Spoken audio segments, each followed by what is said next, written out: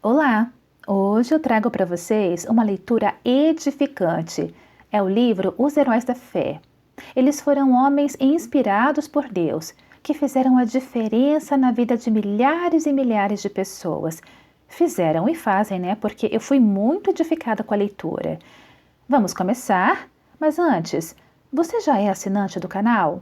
Se não, eu tenho um lindo devocional todos os dias aqui no canal, exclusivo para quem é assinante. Que tal? Gostou? Vamos começar então? Pegue a sua xícara de café e vamos lá!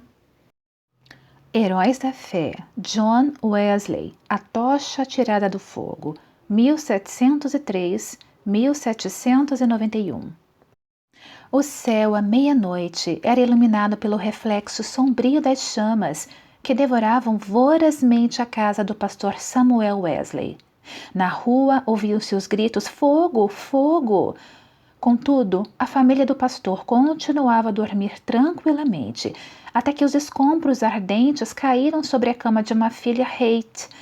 A menina acordou sobressaltada e correu para o quarto do pai. Sem poder salvar coisa alguma das chamas, a família foi obrigada a sair da casa e vestindo apenas as roupas de dormir, numa temperatura gélida. A ama, ao ser despertada pelo alarme, arrebatou a criança menor, Charles, do berço. Chamou os outros meninos, insistindo que a seguissem, e desceu a escada.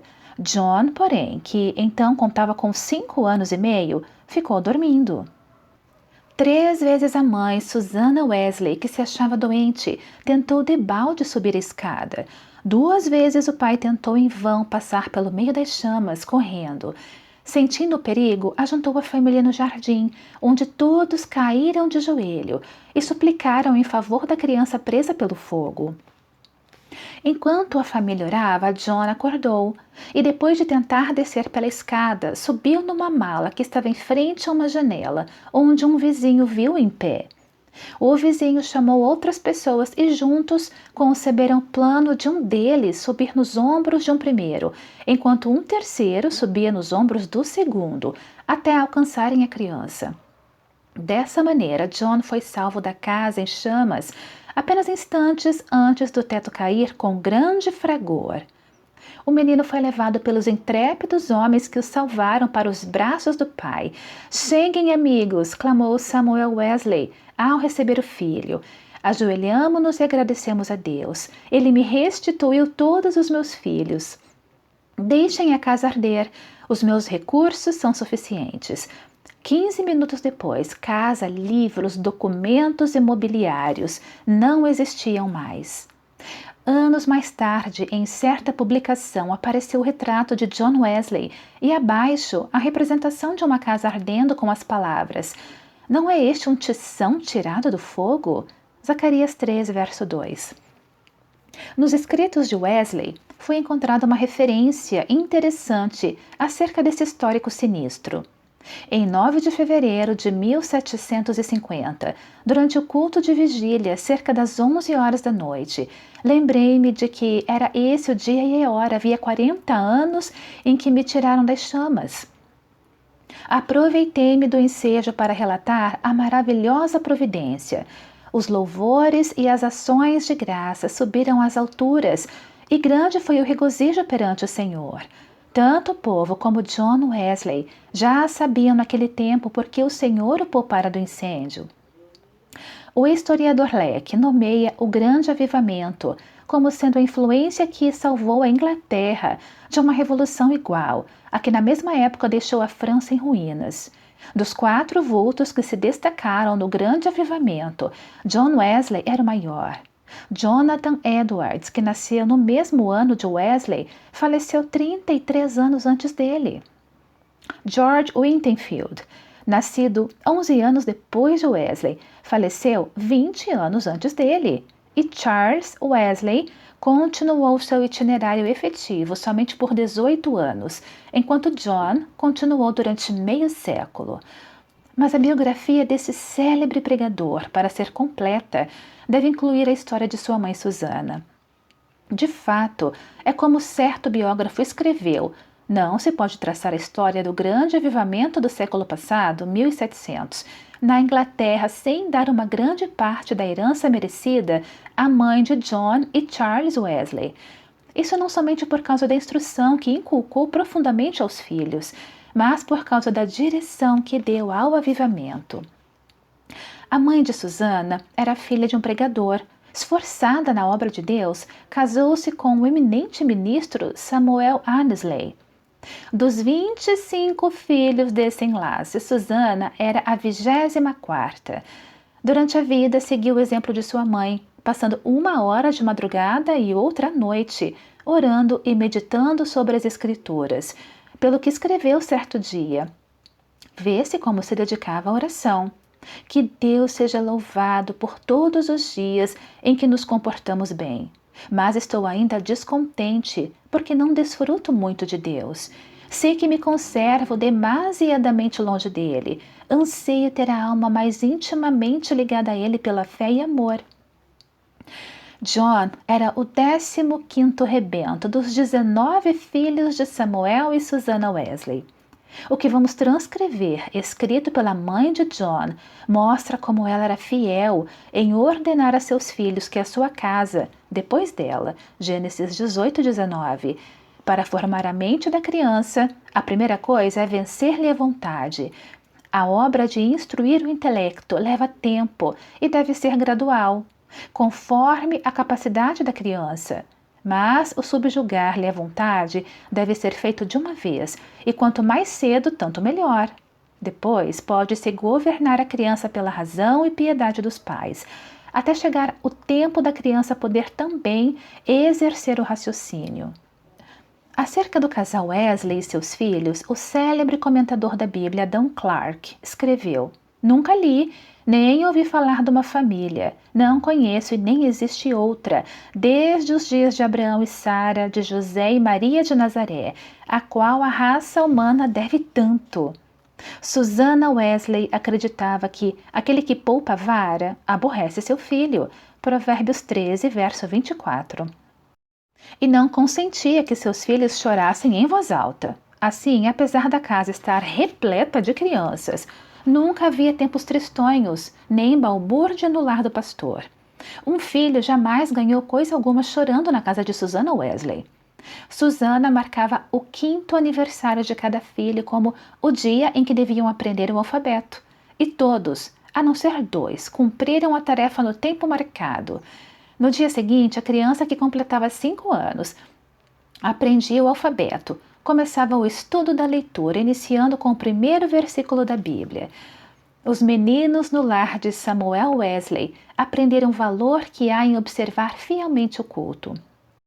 Não há em outras histórias fatos tão profundos e atraentes como os que constam acerca dos filhos de Samuel e Susana Wesley, pois antes de saberem ajoelhar-se ou falar, eram instruídos a dar graças pelo alimento, por meio de acenos apropriados. Logo que aprendiam a falar, repetiam a oração dominical de manhã e à noite, e eram ensinados também a acrescentar outros pedidos, conforme cada desejo em particular. Ao chegarem à idade própria, um dia da semana era designado a cada filho para conversar sobre as dúvidas e dificuldades. Na lista aparecem os nomes de John para a quarta-feira e o de Charles para o sábado. E para os filhos, o dia de cada um tornou-se precioso e memorável. É comovente ler o que John Wesley, 20 anos depois de sair da casa paternal, disse à sua mãe: Em muitas coisas, a senhora tem intercedido por mim e tem prevalecido. Quem sabe se agora também, na intercessão para que eu renuncie inteiramente ao mundo, terá bom êxito? Sem dúvida será tão eficaz para corrigir o meu coração como era, então para formar o meu caráter. Depois do espetacular livramento de John no incêndio, sua mãe, profundamente convencida de que Deus tinha grandes planos para o seu filho, resolveu firmemente criá-lo para servir e ser útil na obra de Cristo. Susana escreveu estas palavras nas suas meditações particulares: Senhor, esforçai-me-ei mais definitivamente em prol desta criança, a qual salvaste tão misericordiosamente. Procurarei transmitir-lhe fielmente ao coração os princípios da tua religião e virtude. Senhor, dá-me a graça necessária para fazer isso sincera e sabiamente e abençoa os meus esforços com grande êxito. Ela era tão fiel em cumprir sua resolução que John foi admitido a participar da ceia do Senhor com a idade de 8 anos. Nunca se omitia o culto doméstico da programação do dia no lar de Samuel Wesley. Fosse qual fosse a ocupação dos membros da sua família ou dos criados, todos se reuniam para adorar a Deus. Na ausência do marido, Susana, com o coração aceso pelo fogo dos céus, dirigia os cultos. Conta-se que certa vez, quando ele prolongou a ausência mais do que de costume, 30, 40 pessoas assistiram aos cultos no lar dos Wesley e a fome pela palavra de Deus aumentou, a ponto da casa ficar repleta de vizinhos. A família do pastor Samuel Wesley vivia rodeada de pobreza, mas pela influência do Duque de Buckingham, conseguiu um lugar para John na Charterhouse, em Londres. Assim, o menino, antes de completar 11 anos, deixou a atmosfera flagrante de oração ardente para enfrentar as porfias de uma escola pública. Contudo, não cedeu ao ambiente de pecado de que estava rodeado. Conservava também as suas forças físicas, obedecendo fielmente ao conselho do seu pai, que corresse 3 vezes de madrugada em redor do grande jardim da Charterhouse. Tomou como regra da sua vida dali em diante manter o vigor do corpo. Aos 80 anos, apesar de seu físico franzino, considerava coisa insignificante andar a pé 1,5 léguas para pregar. Conta-se um exemplo da influência de John que John exercia sobre seus colegas da Charterhouse. Certo dia, o porteiro sentiu falta dos meninos no terraço do recreio e foi achá-los em uma das salas, congregados em redor de John. Este contava-lhes histórias instrutivas, as quais atraíam-lhe mais que o recreio. Acerca desse tempo, John escreveu: Eu participava de várias coisas que reconhecia como sendo pecado, embora não fossem escandalosas aos olhos do mundo. Contudo, continuei a ler as Escrituras e a orar de manhã e à noite.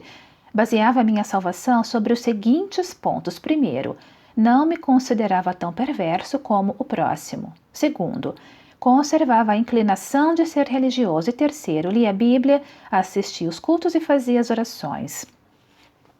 Depois de estudar por 6 anos na Charterhouse, Wesley cursou em Oxford, tornando-se proficiente no latim, grego, hebraico e francês. Mas seu interesse principal não era o intelecto. Sobre esse assunto ele escreveu: Comecei a reconhecer que a religião verdadeira tem a sua fonte no coração. Reservei 2 horas todos os dias para ficar sozinho com Deus. Participava da ceia do Senhor de 8 em 8 dias. Guardei-me de todo pecado, quer de palavras, quer de atos. Assim, na base das boas obras que praticava, eu me considerava um bom crente. John se esforçava para levantar-se diariamente às 4 horas. Por meio de anotações que registravam suas atividades cotidianas, conseguia dar conta do seu tempo para não desperdiçar um só momento.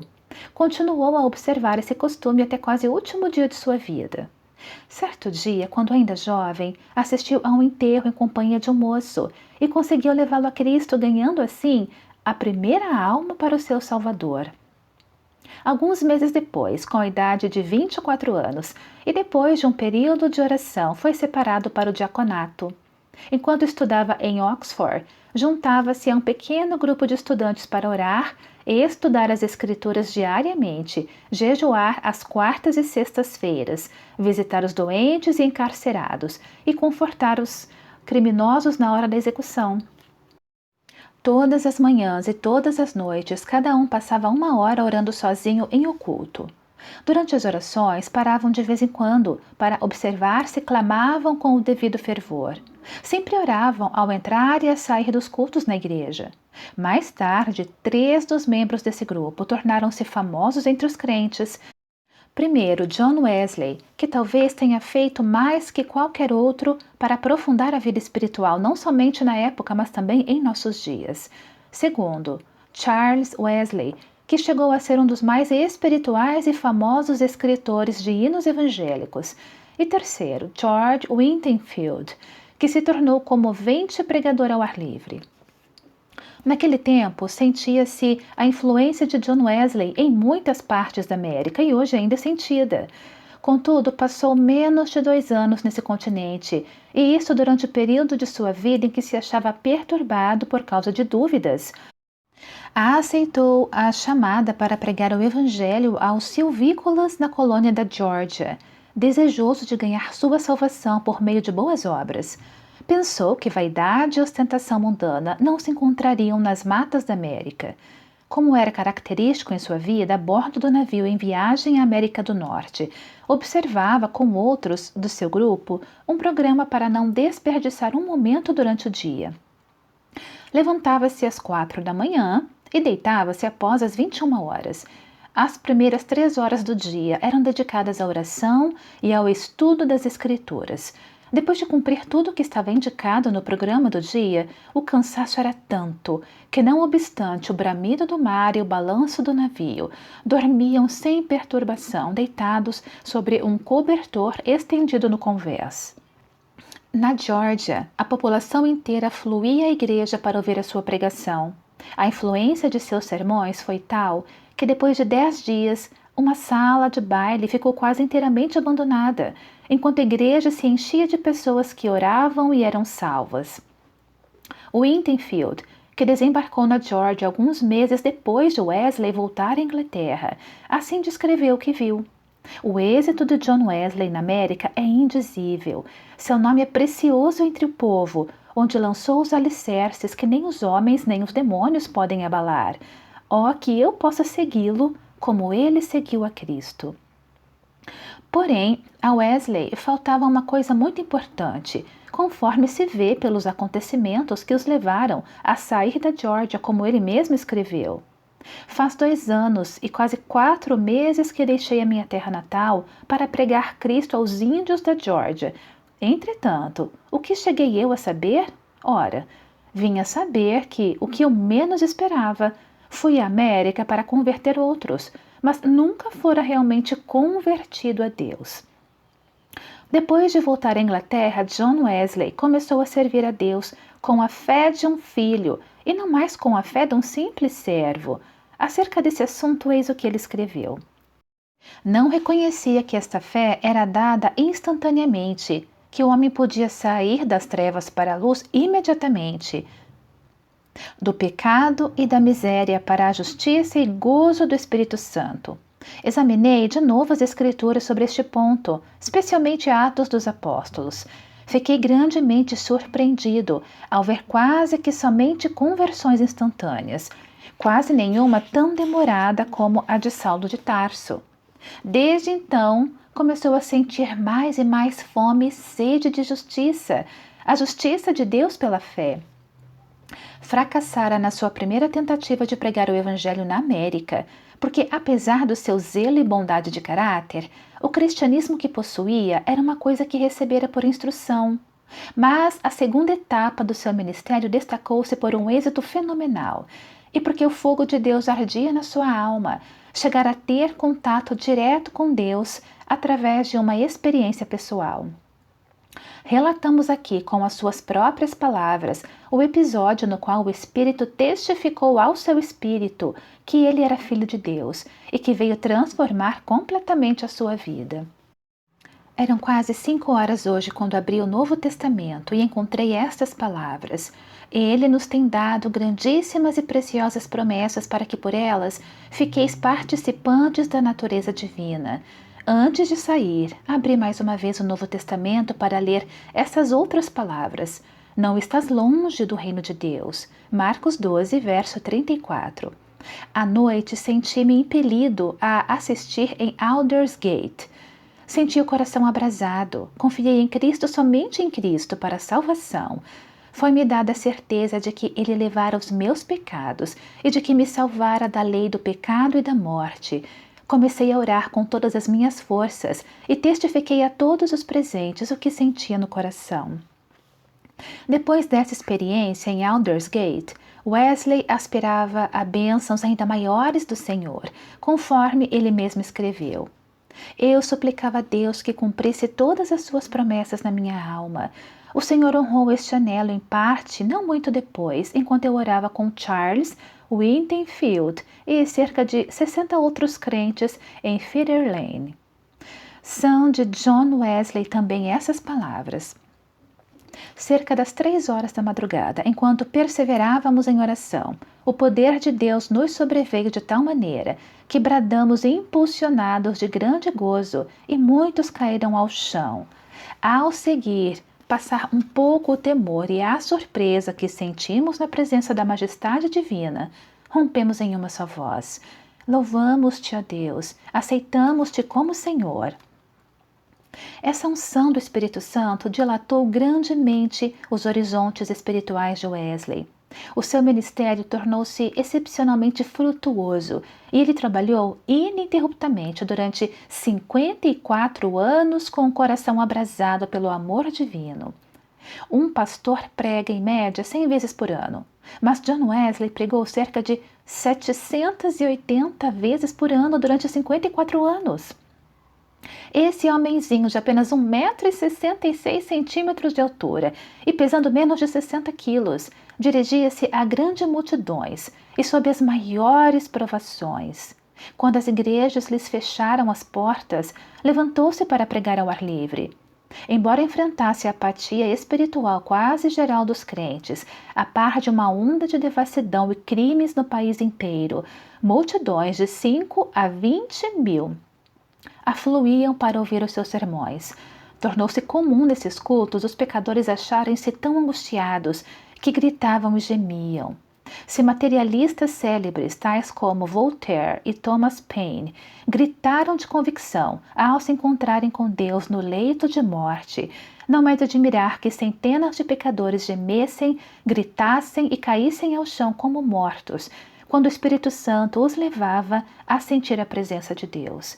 Multidões de perdidos assim tornavam-se novas criaturas em Cristo Jesus nos cultos de John Wesley. Muitas vezes os ouvintes eram levados às alturas de amor, gozo e admiração. Recebiam também visões da perfeição divina e das excelências de Cristo, até ficarem algumas horas como mortos. Como todos os que invadem o território de Satanás, os irmãos Charles e John Wesley tinham de sofrer terríveis perseguições. Em Moorfield, os inimigos do Evangelho acabaram com o culto, destruindo a mesa em que John subira para pregar e o insultaram e maltrataram. Em Sheffield, a casa foi demolida sobre a cabeça dos crentes. Em Wednesbury, destruíram as casas, roupas e móveis dos fiéis, deixando-os desabrigados, expostos à neve e ao temporal. Diversas vezes John Wesley foi apedrejado e arrastado como morto na rua. Certa vez foi espancado na boca, no rosto e na cabeça, até ficar coberto de sangue. Mas a perseguição por parte da igreja decadente era sua maior cruz. Foram denunciados como falsos profetas, paroleiros, impostores arrogantes, homens destros na astúcia espiritual, fanáticos, etc. Ao voltar para visitar Appleworth, onde nascera e se criara, John assistiu no domingo os cultos da manhã e da tarde na igreja onde seu pai fora fiel pastor durante muitos anos, mas não lhe foi concedida a oportunidade de falar ao povo.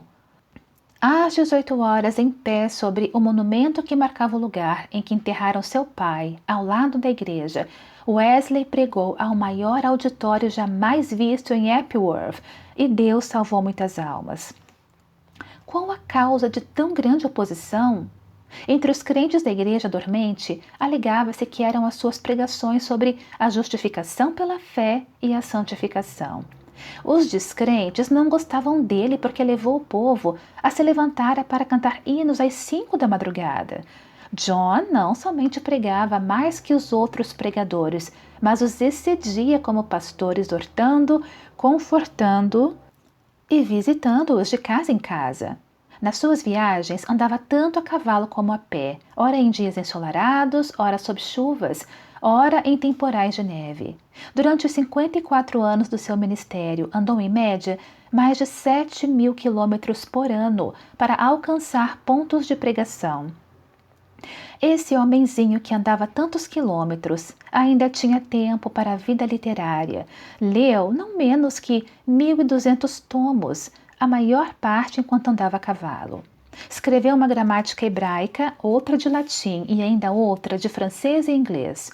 Serviu durante muitos anos como redator de um jornal de 56 páginas. O dicionário completo que compilou da língua inglesa era muito popular e seu comentário sobre o Novo Testamento ainda tem grande circulação. Revisou e republicou uma biblioteca de 50 volumes, reduzindo-o para 30 volumes. O livro que escreveu sobre a filosofia natural teve grande aceitação entre o ministério. Compilou uma obra de 4 volumes sobre a história da Igreja. Escreveu e publicou um livro sobre a história de Roma e outro sobre a da Inglaterra. Preparou e publicou 3 volumes sobre medicina e 6 sobre música para os cultos. Depois de sua experiência em Fetter Lane, ele e seu irmão Charles escreveram e publicaram 54 inários. Disse que, ao todo, escreveu mais de 230 livros. Esse homem de físico franzino, ao completar 88 anos, escreveu: durante mais de 86 anos não experimentei qualquer debilidade de velhice. Os olhos nunca escureceram nem perdi o meu vigor. Com a idade de 70 anos, pregou a um auditório de 30.000 pessoas ao ar livre e foi ouvido por todos. Aos 86, fez uma viagem à Irlanda, onde, além de pregar 6 vezes ao ar livre, pregou 100 vezes em 60 cidades. Certo ouvinte assim se referiu a Wesley: seu espírito era tão vivo como aos 53 anos, quando o encontrei pela primeira vez. Atribuiu a sua saúde aos seguintes fatores: 1. Ao exercício constante e ar fresco. 2. Ao fato de nunca, mesmo doente ou com saúde, em terra ou no mar, haver perdido uma noite de sono desde o seu nascimento, o que não o impedia de participar das vigílias na igreja. 3. A habilidade de dormir de dia ou de noite ao sentir-se cansado. 4. Ao fato de, por mais de 60 anos, ter o hábito de levantar-se às 4 da manhã. 5. Ao costume de sempre orar às 5 da manhã durante mais de 50 anos. 6. Ao fato de quase nunca sofrer de dor, desânimo ou preocupações durante a vida inteira. Não nos devemos esquecer da fonte desse vigor que John Wesley manifestava. Passava 2 horas diariamente em oração e muitas vezes mais. Certo crente que o conhecia intimamente assim escreveu acerca dele: considerava a oração a coisa mais importante da sua vida, e eu tenho visto sair do quarto com uma serenidade de alma visível no rosto, até quase brilhar. A qualquer história da vida de John Wesley faltará o ponto principal, se não se fizer menção dos cultos de vigília que se realizavam uma vez por mês entre os crentes. Esses cultos se iniciavam às 20 horas e continuavam até depois da meia-noite, ou até cair o Espírito Santo sobre eles. Baseavam tais cultos sobre as referências do Novo Testamento acerca de noites inteiras passadas em oração. Foi assim que alguém se referiu ao sucesso. Explica-se o poder de Wesley pelo fato dele ser homo unis libri, isto é, um homem de um livro, e esse livro é a Bíblia. Pouco antes da sua morte, escreveu: hoje passamos o dia em jejum e oração para que Deus alargasse a sua obra. Só encerramos depois de uma noite de vigília, na qual o coração de muitos irmãos foi grandemente confortado. No diário de John Wesley há diversas anotações sobre oração e jejum. Entre outras coisas, ele escreveu o seguinte: enquanto cursava em Oxford, jejuávamos às quartas e às sextas, como faziam os crentes primitivos em todos os lugares. Escreveu Epifânio, 310 a 403. Quem não sabe que o jejum das quartas e das sextas é observado pelos crentes do mundo inteiro? Não sei por que eles guardavam esses 2 dias, mas é boa regra. Se lhes servia, também me serve. Contudo, não quero dar a entender que o único tempo de jejuar seja esses 2 dias da semana, porque muitas vezes é necessário jejuar mais do que 2 dias. É necessário permanecer sozinho na presença de Deus, enquanto jejuamos e oramos para que Deus possa mostrar-nos a sua vontade e dar-nos direção.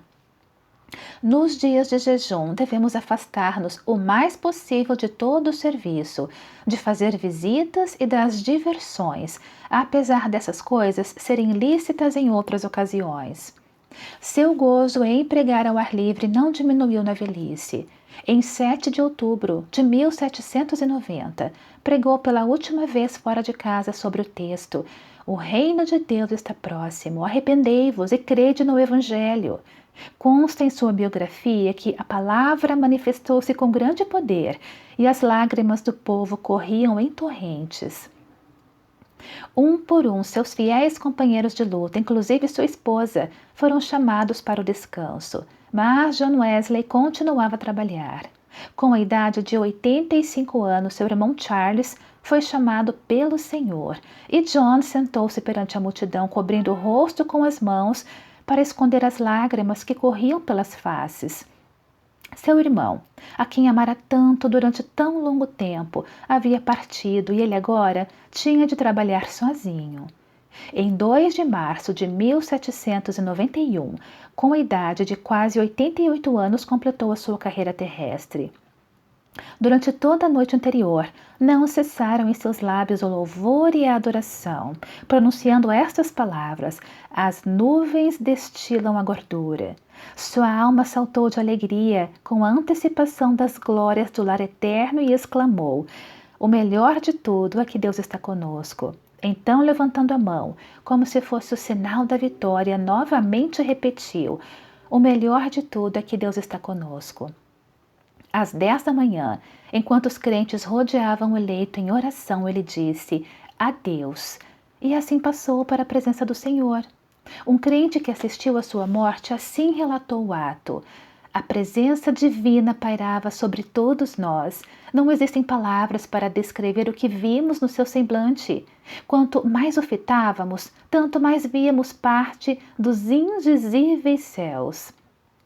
Calcula-se que 10.000 pessoas passaram em desfile diante do ataúde para ver o rosto que ainda retinha um sorriso celestial.